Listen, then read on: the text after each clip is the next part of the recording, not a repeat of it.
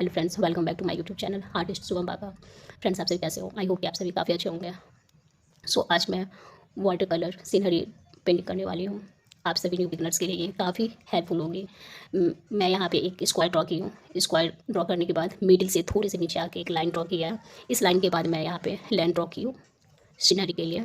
ये मेरे village scene है। इसके लिए मैंने यहाँ पे कुछ ट्री भी ऐड किए हैं, कोकोनट ट्री। देन मैंने यहाँ पे एक सन ड्रॉ किया है। ड्राइंग हमेशा लाइट रखना है, क्योंकि वाटर कलर में हमारे जो कलर होंगे वो काफ़ी ट्रांसपेरेंट होंगे।